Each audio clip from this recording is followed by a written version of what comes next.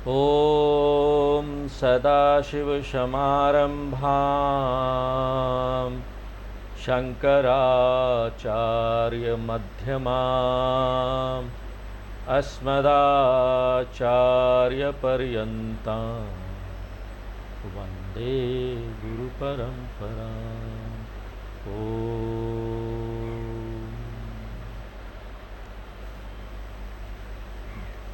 दूसरे मुंडक के दूसरे खंड का तीसरा मंत्र पढ़ेंगे। धनुर्गृहीत्वोपनिषदं महास्त्रम्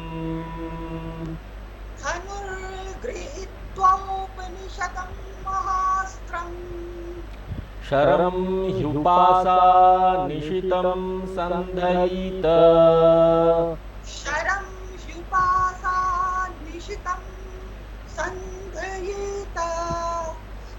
आयम्य तद्भावगतेन चेतसा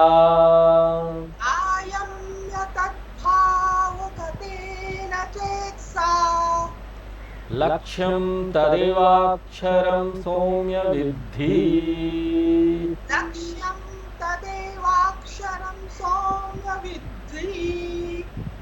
तो पहले दो मंत्र में शिक्षक शौनक ने जीवात्मा परमात्मा ऐक्यम के बारे में बताया, प्रकट किया। और ये क्या है? उपनिषद का केंद्रीय विषय है। सारे उपनिषद यही एक बात बता रहे हैं, जीवात्मा परमात्मा ऐक्यम। और फिर दूसरे मंत्र के अंत में शिक्षक ने बताया कि मुक्ति पाने के लिए व्यक्ति को यह ज्ञान प्राप्त करना चाहिए। इन दो मंत्रों में 3 और 4 में अब इस ज्ञान के महत्व के बारे में बताया गया। शिक्षक इस आध्यात्मिक ज्ञान की जो खोज है, जो प्रोसेस है, उसकी तुलना धनुरासन विद्या या तीरंदाजी से करता है। यह शास्त्र में दिए गए प्रसिद्ध उपमाओं में से एक है। उदाहरण, इस उपमा में परम ब्रह्म की तुलना उस लक्ष्य से की गई है जिस पर तीर से वार किया जाना है। इसलिए ब्रह्म क्या है? लक्ष्य है जिसमें वार किया जाना है। और फिर वह बाण क्या है? जो लक्ष्य पर लगेगा, और सिर्फ लगेगा नहीं, लक्ष्य के साथ एक हो जाएगा। और ये बाण कोई और नहीं बल्कि कौन है? स्वयं जीवात्मा। जो साधक है वो बाण है। सावधान रहिए, जीवात्मा जो है धनुर्धर नहीं है बल्कि बाण है। अब ये तुलना क्यों दी गई है? देखिए, तीरंदाजी से पहले, वास्तविक प्रहार से पहले बाण और लक्ष्य दूर होते हैं ना। बाण दूर है, लक्ष्य दूर है। और लगने के बाद बाण और लक्ष्य के बीच की दूरी क्या होती? 0 हो जाती, शून्य हो जाएगी। इसे ध्यान में रखते हुए उपनिषद यहां कहता है, जीवात्मा बाण और परमात्मा के लक्ष्य के बीच एक दूरी है। यह दूरी इस आध्यात्मिक साधना के बाद दूर हो जाएगी। इसलिए ये जो उदाहरण दिया गया है ना, एकदम फिट बैठेगा। और बाण और लक्ष्य के बीच की दूरी को कौन मिटाता है? धनुष। धनुष ही दूरी को मिटाता है। यहां भी आध्यात्मिक ज्ञान शास्त्र प्रमाण के माध्यम से प्राप्त होता है।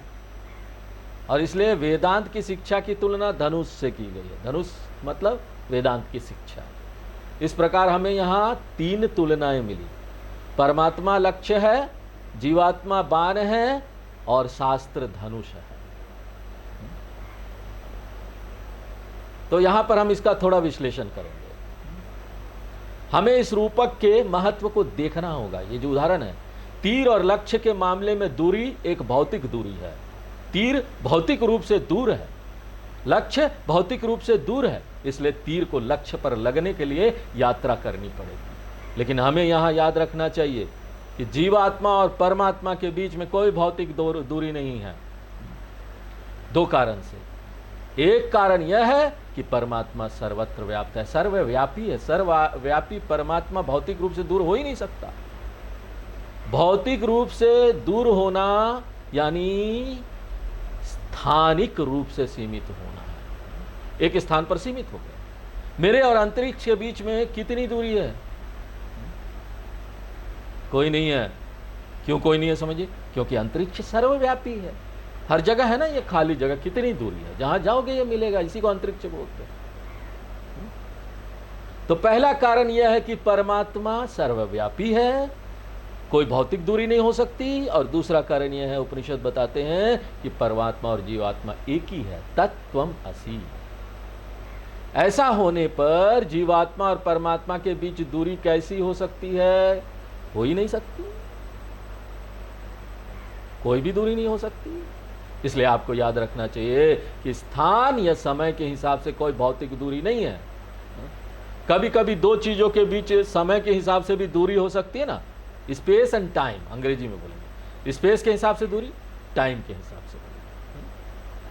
कैसे? समय के हिसाब से दूरी कैसे? जवानी और बुढ़ापा। जवानी से बुढ़ापा आने में समय लगता है ना। मैं इतनी उम्र का जवान हूं, मेरा बुढ़ापा कितनी दूर है? ये कोई भौतिक दूरी नहीं है, ये समय की दूरी है। मुझे प्रतीक्षा करनी होगी, हाँ अभी मैं बूढ़ा हूंगा। इसी तरह से क्या मुझे परमात्मा बनने के लिए कोई साधना करनी चाहिए? अगर आप उपनिषद का विश्लेषण करें तो कहता है कि आप तो पूरी तरह से परमात्मा हैं, इसलिए परमात्मा बनने का कोई सवाल ही नहीं है कि हम बनेंगे। इसका मतलब है कि कोई समय के हिसाब से दूरी भी नहीं है, सर्वव्यापी है, स्थान के हिसाब से भी नहीं है, टाइम और स्पेस का कोई दूरी नहीं है। तो बनने का मतलब है कि समय के हिसाब से दूरी, पहुंचना का मतलब है स्थान के हिसाब से दूरी। हमको वहां पहुंचना है, हमको कुछ बनना है। जहां तक परमात्मा का संबंध है, मुझे पहुंचने की जरूरत नहीं, मुझे बनने की जरूरत नहीं, मैं पहले से ही हूं, मैं ही हूं। इसलिए यदि समय के हिसाब से या स्थान के हिसाब से कोई भौतिक दूरी नहीं है, मुझे परमात्मा बनना है, मुझे परमात्मा तक पहुंचना है, तो यह विचार ही कि मुझे उस परमात्मा तक पहुंचना है, यह धारणा की एक दूरी पैदा कर देती है। यह धारणा ही एक दूरी पैदा कर देती है कि मुझे परमात्मा तक पहुंचना है। जैसे स्वप्न देखने वाले और जागने वाले के बीच की दूरी क्या? स्वप्न देखने वाले और जागने वाले के बीच की दूरी कितनी है? बिल्कुल भी दूरी नहीं है। आप जागते हैं, आप जागने वाले हैं। इसलिए यहां दूरी किस कारण से है? अज्ञान। कौन सा अज्ञान? इस तथ्य का अज्ञान कि मैं पहले से ही परमात्मा हूं। ये काल्पनिक दूरी है, हमको लग रहा है ये दूर है, बस लग रहा है और कुछ से नहीं है। लगने को कैसे मिटाएंगे भाई? सही समझ से मिटाएंगे। कल्पना कर रहे हैं, गलत समझी गई दूरी। और एक बार जब अज्ञान के कारण दूरी उत्पन्न हो जाती है, तो इस दूरी को हटाने के लिए आपको क्या करना चाहिए? देखिए, यदि दूरी भौतिक है तो दूरी हटाने के लिए मुझे क्या करना चाहिए? मुझे यात्रा करनी। यदि दूरी समय के अनुसार है, दूरी हटाने के लिए मुझे क्या करना चाहिए? मुझे इंतजार करना चाहिए, प्रतीक्षा। भौतिक है तो यात्रा करो, और समय के हिसाब से है तो प्रतीक्षा करो। इसलिए यदि यह समय के अनुसार दूरी है तो आपको इंतजार करना होगा। और आपको कितने किलोमीटर की यात्रा करनी है? आपको कितनी देर तक इंतजार करना चाहिए? आपको इंतजार करने की जरूरत नहीं। आपको ज्ञान प्राप्त हो गया, समझ गए, बस दूरी खत्म हो गई। मैं हमेशा ना कर्ण का उदाहरण देता हूं, उसको याद रखिए। कल्पना कीजिए कि कर्ण कुंती के पास जाता है और कुंती कहती है मुझे 6 पुत्र हुए हैं, 5 तो प्रसिद्ध पांडव हैं, 5 पांडव, और मुझे 6वां पुत्र भी हुआ है। और कल्पना कीजिए कर्ण प्रश्न पूछ रहा कि 6वां पुत्र कहाँ है, मैं उससे मिलना चाहता हूं। मेरे कर्ण और 6वें कौंते के बीच में दूरी कितनी है? कर्ण और कुंती के 6वें पुत्र के बीच की दूरी कितनी है? दूरी क्या है? कर्ण ही तो है वो। इसलिए यदि कर्ण 6वें पुत्र से मिलना चाहता है तो दूरी किस कारण से है?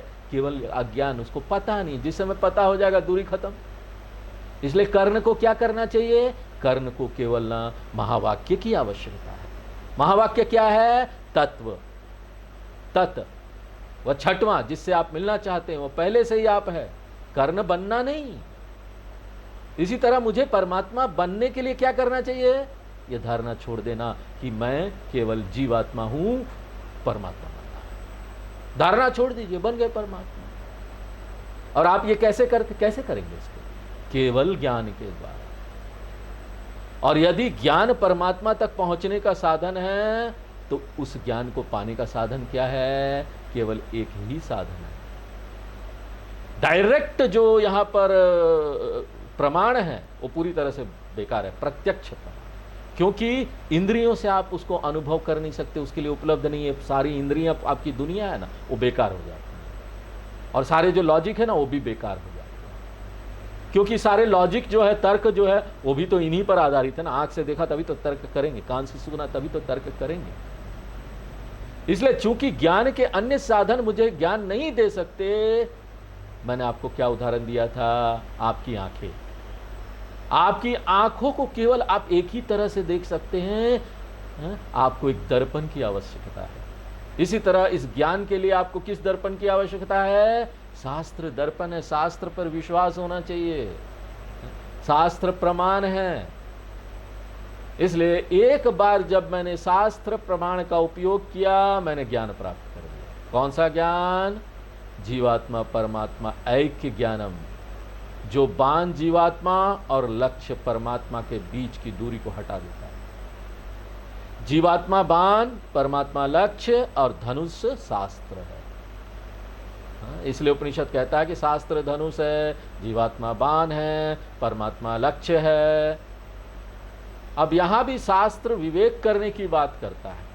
विवेक की कई विधियों का उपयोग करके इस ऐक्यम का ज्ञान देता है कि आप और परमात्मा के बीच कोई दूरी नहीं है। शास्त्रम जीवात्मा परमात्मा की दूरी को हटाने के लिए विवेक की कई विधियों का उपयोग करता है। विवेक की एक विधि को दृग्दृश्य विवेक कहते हैं, विवेक की एक अन्य विधि को पंचकोश विवेक कहते हैं, विवेक की एक अन्य विधि को अवस्थात्रय विवेक कहते हैं। इस प्रकार विवेक की कई विधियों का उपयोग किया जाता है, और प्रत्येक विवेक का परिणाम क्या होता है? जीवात्मा बाण और परमात्मा लक्ष्य इस विवेक के साथ एक हो जाएंगे।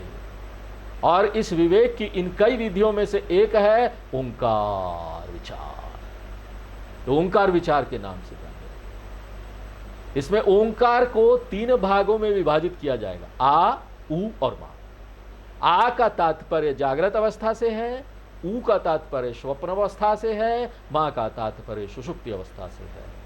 और 2 ओंकार जाप के बीच में मौन आता है, साइलेंस, और मौन की तुलना अवस्थात्रय साक्षी चैतन्य से की गई है, जिसे ओंकार की चौथी मात्रा कहा जाता है।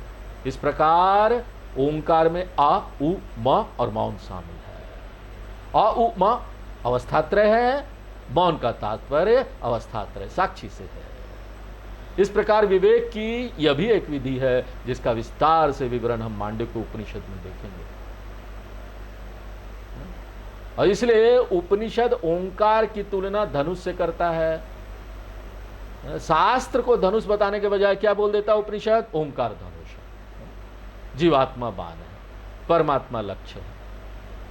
केवल उपनिषद में ओंकार का प्रयोग करने पर हमें कुछ मिलता है। क्या मिलता है? केवल उपनिषद में ही मिलता है। आत्मानम अरणिम कृत्वा प्रणवम च उत्तरा अरणिम ज्ञान निर्मथना अभ्यासात पापम दहत पंडितः, केवल उपनिषद का मंत्र है। ओंकार का उपयोग करके हमें ज्ञान उत्पन्न यहां करा देते हैं, जो जीवात्मा और परमात्मा के बीच की दूरी को मिटा देता है। तो यह तीनों की तुलनाओं का महत्व है। रूपक के माध्यम से उपनिषद कुछ महत्वपूर्ण साधनाओं को भी बताता है। ना केवल इन 3 कारकों की तुलना है, बल्कि कुछ साधनाओं का भी संकेत दिया गया है। और वो साधना क्या है हम देखेंगे। यदि आपको ऐसा करना पड़े, तीर का इस्तेमाल करें लक्ष्य पर वार, तो फिर तीर सही स्थिति में होना चाहिए। ये बाण जो है सही स्थिति में होना चाहिए। पहली शर्त क्या है? बाण सीधा होना चाहिए, टेढ़ा नहीं होना चाहिए। अगर ये टेढ़ा है तो ठीक से नहीं लगेगा ना लक्ष्य पर, ये सामने गिर जाएगा। अब नाटक उटक होता है ना, रावण राम, वो नाटक में आ जाते, कैसा कैसा भी तीर लेके आ जाते, टेढ़ा उड़ा नहीं है, टेढ़ा उड़ा तीर है, मार देते हैं। अब नाटक में तो रावण गिरेगा, उसको मालूम है हमको गिरना है ना। लेकिन यहाँ नाटक नहीं हो रहा, यहाँ सचमुच का तीर आपको होना पड़ेगा, सही तीर होना चाहिए। उसी तरह जीवात्मा तीर में भी ना चालाकी, षड्यंत्र, टेढ़ापन, बेईमानी ये नहीं होना चाहिए। व्यक्ति में सीधापन होना चाहिए, आर्जवम होना चाहिए। आर्जवम क्या है? सीधापन, स्ट्रेट फॉरवर्डनेस। हमको बहुत स्ट्रेट फॉरवर्ड होना चाहिए, कोई मन के पीछे बात नहीं रखनी चाहिए। मनश्येकम वचस्येकम कर्मण्येकम महात्मनाम, मनसी अन्यत वचसी अन्यत कर्मणि अन्यत दुरात्मनाम। मन से जो एक है, वाणी से जो एक है, कर्म से जो एक है, वो महात्मा है। और मन से अलग, वाणी से अलग, कर्म से अलग, वो क्या है? दुरात्मा है। ऐसा व्यक्ति, प्रश्नोपनिषद कहते हैं, जिसके पास ऐसा व्यक्तित्व नहीं है उसे कभी ज्ञान नहीं मिल सकता। इसलिए जैसे तीर सीधा होना चाहिए, वैसे जीवात्मा को भी ना सीधा होना चाहिए। जीवात्मा में जीवन के मूल्य होना चाहिए, मूल्य बताए गए हैं। फिर इस रूपक का दूसरा महत्व है कि अगर तीर लक्ष्य पर लगे और वहीं रहे तो वह तीखा तीर होना चाहिए, तभी वो तेजी से आगे बढ़ेगा और लक्ष्यों को भेदेगा। और फिर लक्ष्य पर लगना ही काफी नहीं है, उसे वहीं रहना भी चाहिए।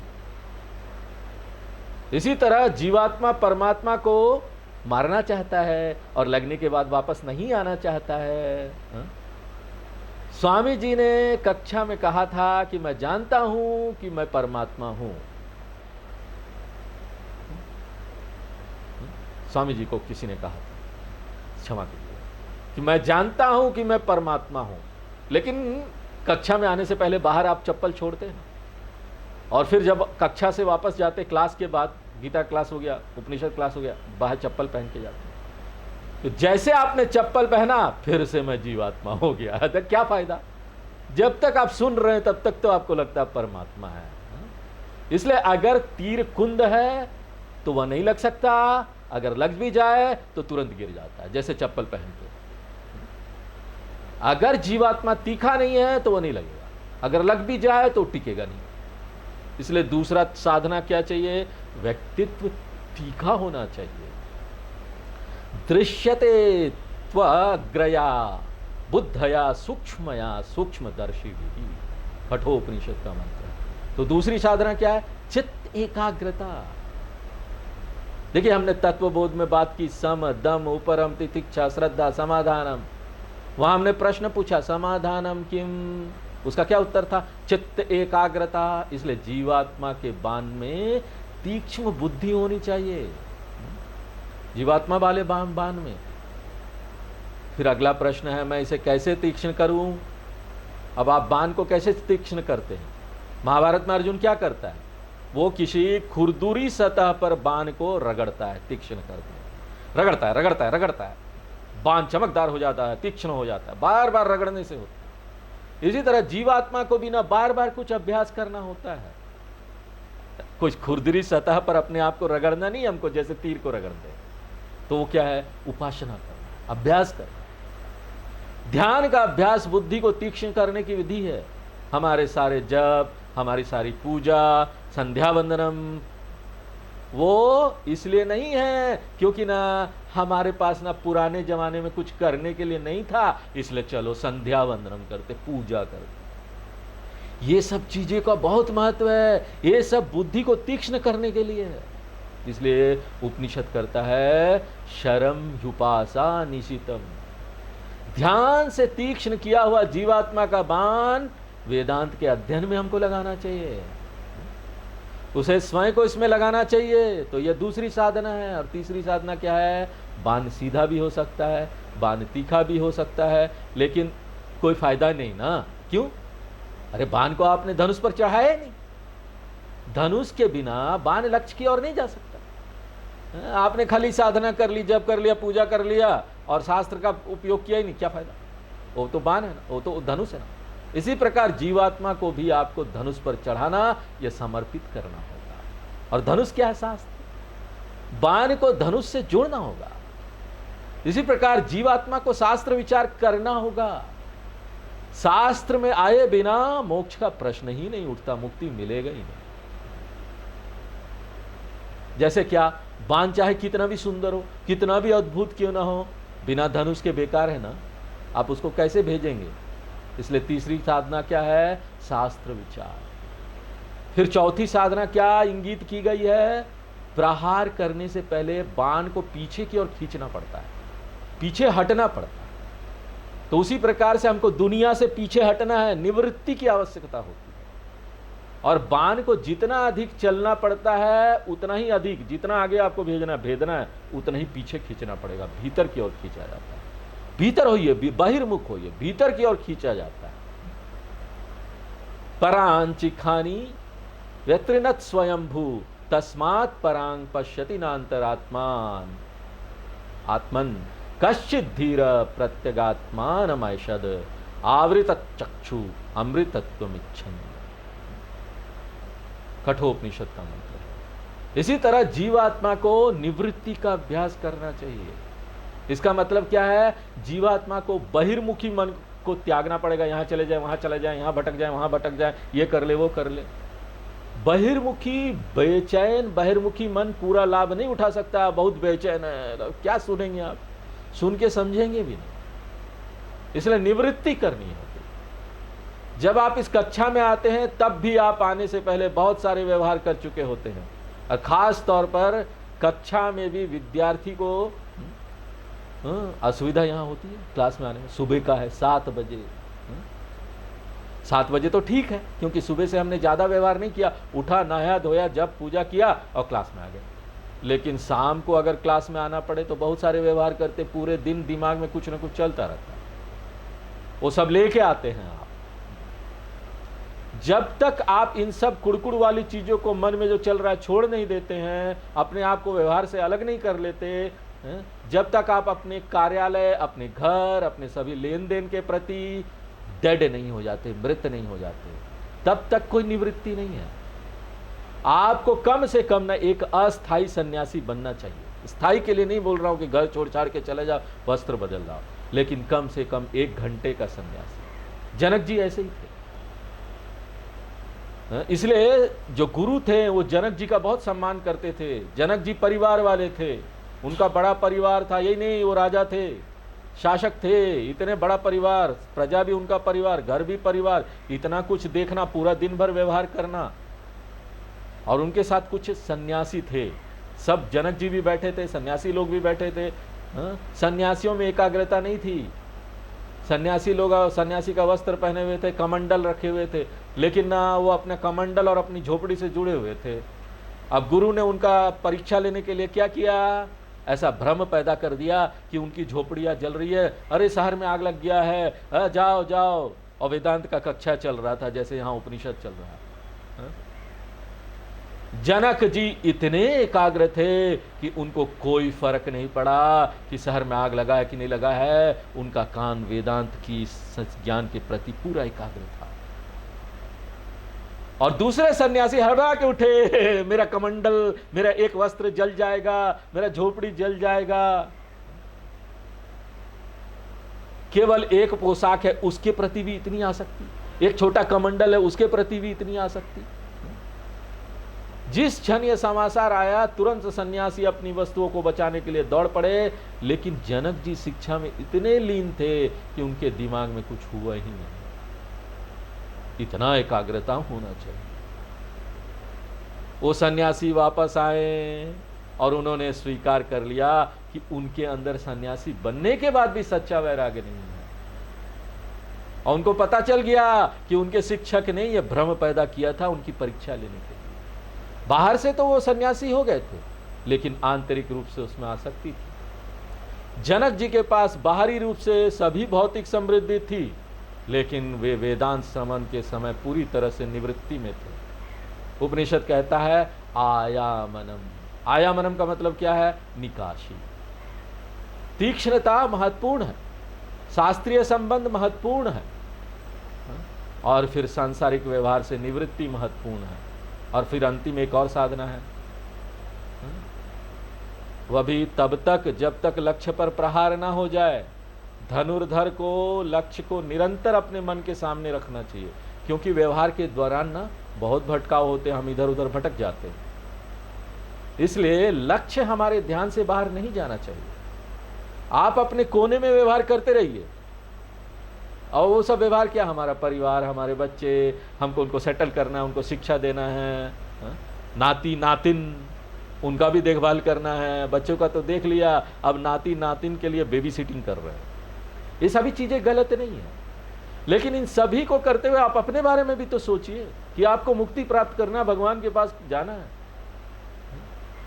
इसलिए सभी साधना पर ध्यान केंद्रित करना भी महत्वपूर्ण है। ये सभी साधनाएं अप्रत्यक्ष रूप से धनुर्विद्या रूपक के माध्यम से प्रकट की गई। अब इस पृष्ठभूमि के साथ हम इस मंत्र को देखेंगे। महास्त्रम धनुर औपनिषदम, उपनिषदिक शिक्षा। महास्त्रम धनु, महान धनुष, साधक द्वारा उपयोग किए जाने वाला महान धनुष है। औपनिषदम का अर्थ है उपनिषद की शिक्षा। और उपनिषद धनुष क्यों है? क्योंकि एकमात्र यही उपनिषद जीवात्मा और परमात्मा के बीच की दूरी को मिटा देता है। कैसे? अज्ञान को नकार कर।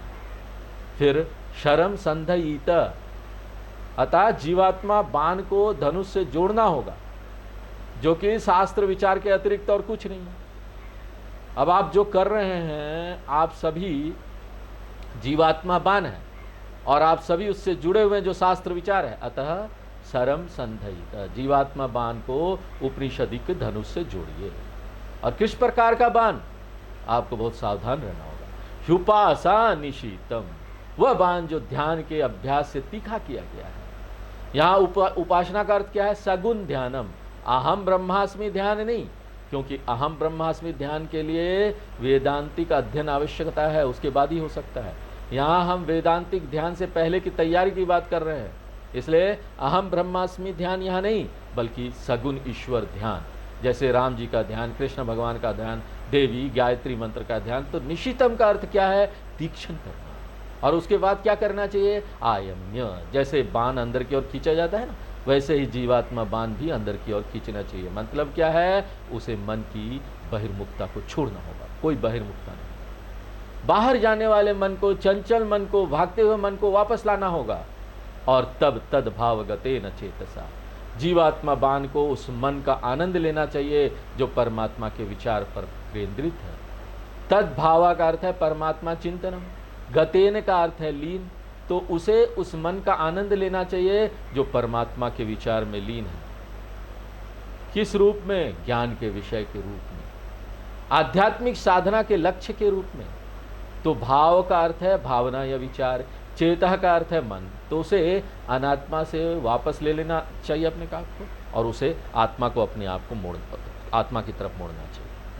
डिटैच, स्वामी चिन्मयानंद जी बड़े सुंदर तरीके से बोलते थे, डिटैच अटैच। किसी ने उनको पूछा, वो फ्लाइट में जा रहे थे, पूरी दुनिया में घूमते थे, वेदांत का ज्ञान देते थे, बहुत प्रसिद्ध थे। तो फ्लाइट में बगल में एक आदमी ने उनको देखा, बोला स्वामी चिन्मयानंद जी, अरे आप तो वेदांत के बड़े आचार्य हैं, हमको ना, अब लोगों के पास टाइम नहीं होता, बोलते हमको ना एक लाइन में वेदांत बता दीजिए।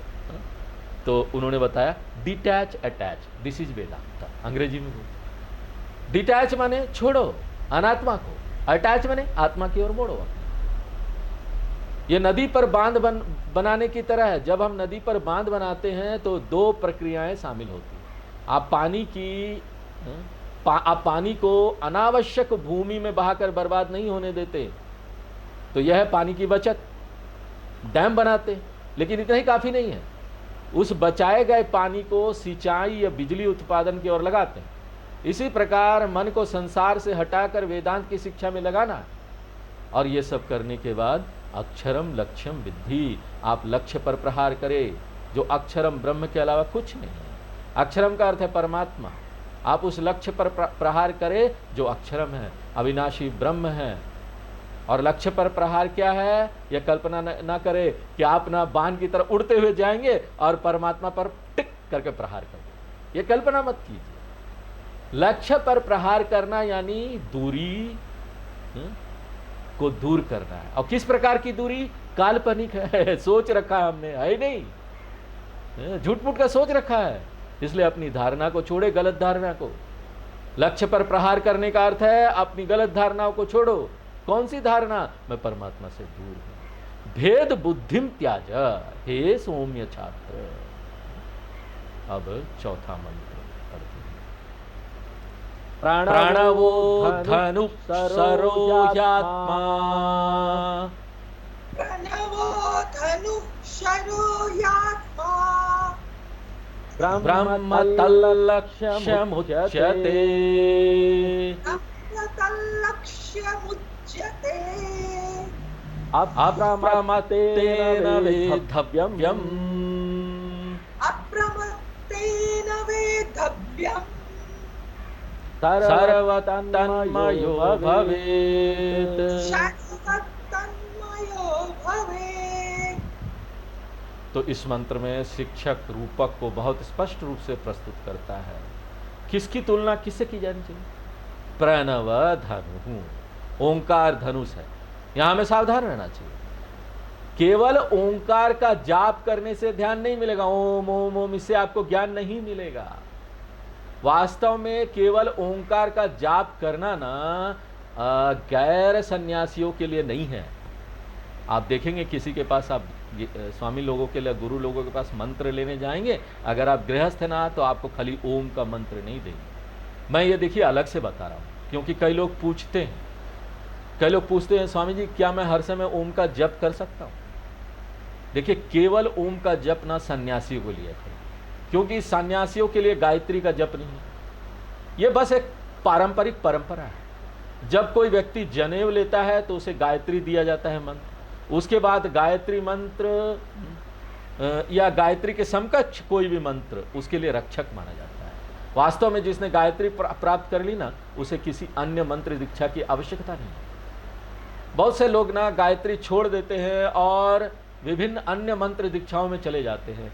अगर गायत्री दीक्षा नहीं हुई है तो गायत्री के समान ही कोई दूसरा मंत्र, जैसे कि नमः शिवाय, जैसे दूसरा कोई मंत्र ओम नमो नारायणः, कोई भी मंत्र हो सकता है, वो आपका रक्षक माना जाएगा। आपको वो मंत्र ले लीजिए, आपका रक्षक है।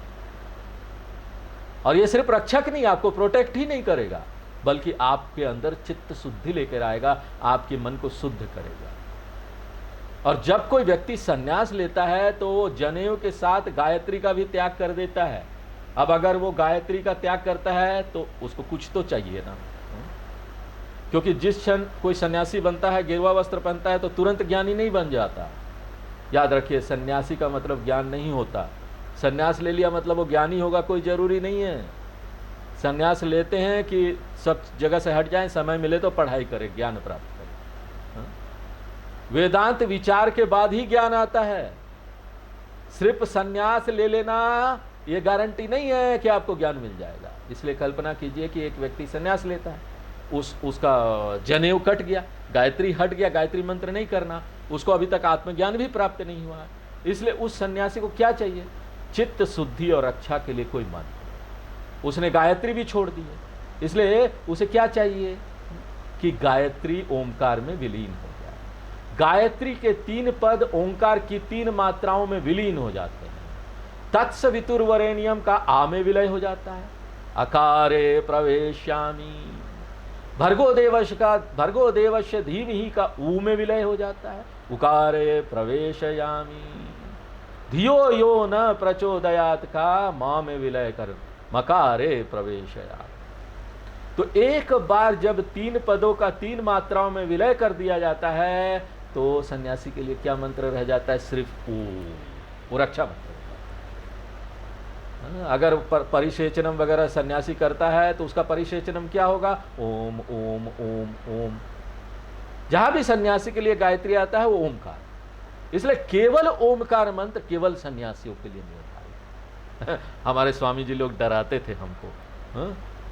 2-3 स्वामी लोग होंगे ना, मंत्र दे रहे हैं तो बोलेंगे गुरुजी इसको ओम का मंत्र दे दीजिए, सन्यासी बन जाएगा। खाली ओम का मंत्र देना यानी आपका मन घर परिवार से हट जाएगा, सन्यासी हो जाएंगे।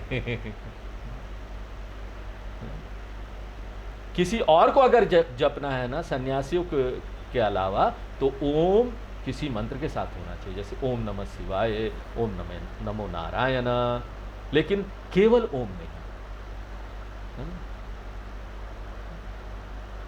लेकिन ओमकार का जप चाहे सन्यासी द्वारा किया जाए या ओमकार का जप किसी अन्य मंत्र के साथ किया जाए, किसी भी तरह से ओमकार का जप केवल चित्त शुद्धि उत्पन्न कर सकता है, ज्ञान नहीं। ओमकार से क्या ज्ञान मिलेगा आपको? ओम ओम करते रहे, क्या ज्ञान प्राप्त होगा? कुछ नहीं होगा।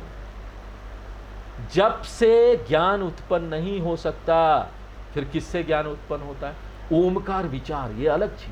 ओमकार का विचार कर, जैसा कि मांडुक्य उपनिषद में केवल ओमकार विवेक के माध्यम से आत्मज्ञान दिया गया है, क्योंकि ओमकार विवेक को अवस्थात्रय विवेक के साथ जोड़ दिया गया है। आ को जागृत अवस्था के साथ, ऊ को स्वप्न अवस्था के साथ और मां को सुसुप्ति अवस्था के साथ जोड़ दिया है। इस तरह हम मौन की जागरूकता तक पहुंचेंगे, साक्षी तक पहुंचेंगे। इसलिए प्रणव धनु का अर्थ है ओमकार विचार धनुष। ओमकार जप नहीं, बहुत ध्यान रखिए, ओमकार विचार। ओमकार जप करने के लिए गुरु की आवश्यकता नहीं होती, जबकि ओमकार विचार करने के लिए गुरु की आवश्यकता होती है। विचार का अर्थ है विचार, विश्लेषण करते, विवेक करते, खोज करते। तो बाण क्या है? जीवात्मा ही बाण है। यहां आत्मा का अर्थ है जीवात्मा। तथा तत् ब्रह्म लक्ष्य उच्यते। तो परमात्मा ब्रह्म लक्ष्य है। और धनुर्धर कौन है?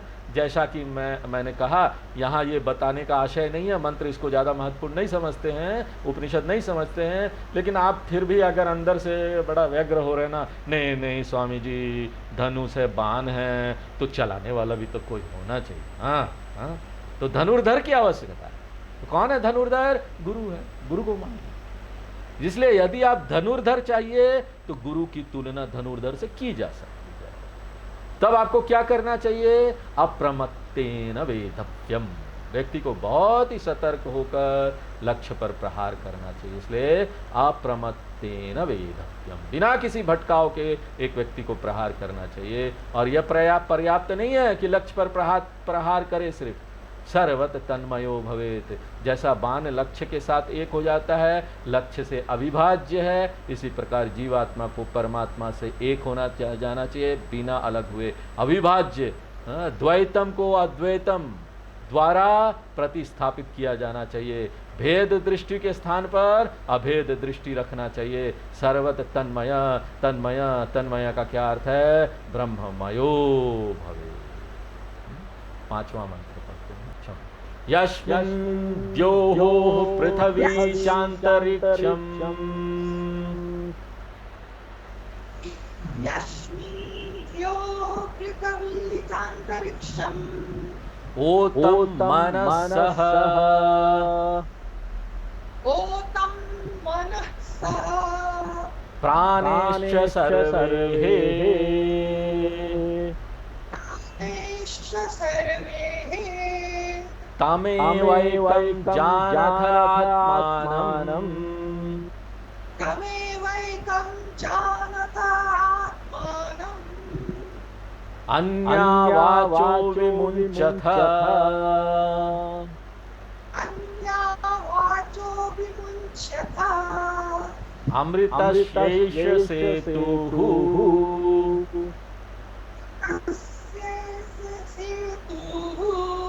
तो पिछले मंत्र के साथ ही धनुर्विद्या रूपक समाप्त हो गया।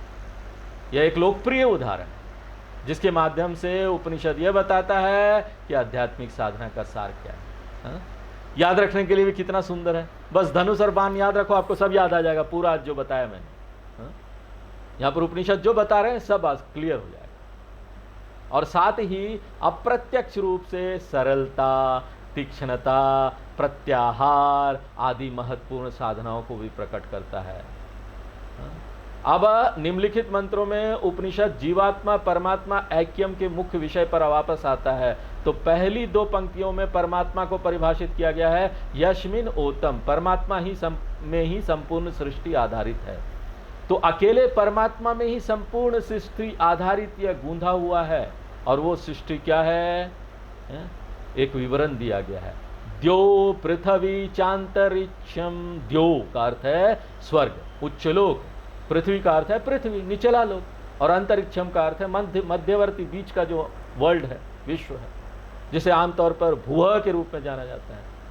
ओम भूर भुवः सुवः, तीनों लोक, निम्न, उच्च और मध्यवर्ती तीनों लोक। और इन तीनों लोकों से मिलकर यह संपूर्ण ब्रह्मांड ब्रह्म पर आधारित है। और केवल बाह्य जगत ही ब्रह्म पर आधारित नहीं है, बल्कि आंतरिक जगत भी। मनः स प्राणेश्च सर्वे, मन साथ ही पंच प्राण। पंच प्राण का अर्थ है प्राण, अपान, व्यान, उदान, समान, 5 प्राण है। यहाँ मन और प्राण आंतरिक जगत को इंगित करते हैं, भूर भुवः स्वः बाह्य जगत को दर्शाते हैं। बाह्य जगत और आंतरिक जगत दोनों, स्थूल जगत और सूक्ष्म जगत दोनों ही समष्टि और व्यष्टि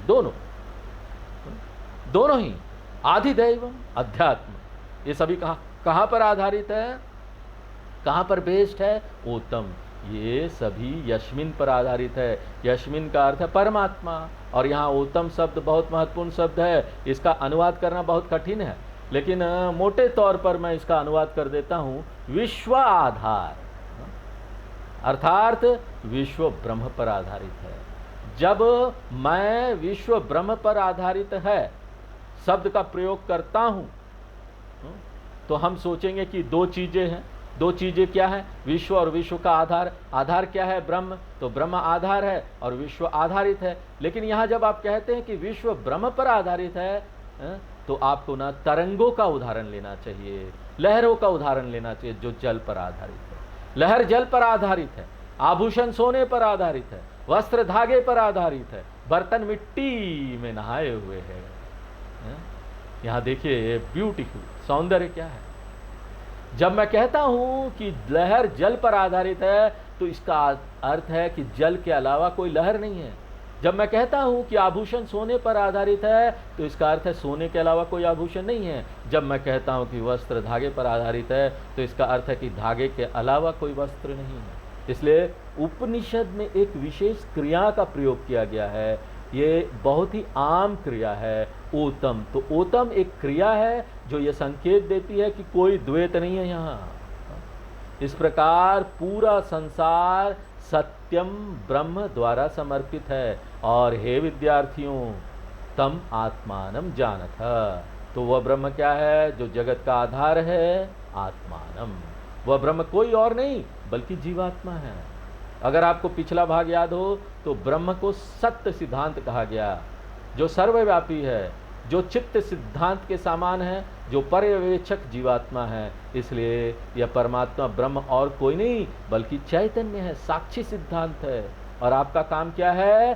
तम जानथ, आप उस ब्रह्म को जाने जो आत्मा से भिन्न नहीं है। क्या आप महसूस कर सकते हैं? ब्रह्म आत्मा ऐक्यम जानथ। और किस प्रकार का ब्रह्म? एकम, अद्वैत है। प्रत्येक शब्द बहुत महत्वपूर्ण है। क्यों एकम महत्वपूर्ण है? क्यों? क्योंकि ना सांख्य योग दर्शन भी है, यहाँ पर कुछ और दर्शन भी है जो बोलते हैं ना यहाँ पर बहुत सारी आत्माएं हैं, एक है ही नहीं। आत्मा संख्या में बहुत है। आपके पास एक आत्मा है, मेरे अंदर एक आत्मा है। बहुत सुविधाजनक निष्कर्ष है ना। हम लोग झगड़ा नहीं करेंगे, देखो मेरे पास भी एक आत्मा, तुम्हारे पास भी एक आत्मा। एक महिला थी, वो फुटबॉल मैच कभी नहीं देखी थी, वो पहली बार गई तो बोलने लगी, स्वामी जी यहाँ पर 22 लोग एक बॉल के लिए झगड़ा क्यों कर रहे हैं? मैं ना 22 लोगों को 22 बॉल खरीद के दे दूंगी ताकि वो कोई झगड़ा ना करे। तो ये दर्शन वाले जो लोग हैं ना, सांख्य दर्शन आदि, वो कहते हैं कई आत्माएं हैं, एक आत्मा नहीं है। तो वो सोचते हैं कि कई आत्माओं की आवश्यकता है ताकि यहाँ झगड़ा ना हो। और अद्वैत दर्शन क्या बोलता है कि आत्मा एकम जानथ। तब क्या होगा? लाभ चौथी पंक्ति में दिया गया है, जिसको हम अगले क्लास में देखेंगे। आज ओम पूर्णमदः पूर्णमिदं पूर्णात् पूर्णमुदच्यते पूर्णस्य पूर्णमादाय पूर्णमेवावशिष्यते। ओम शांति शांति शांति।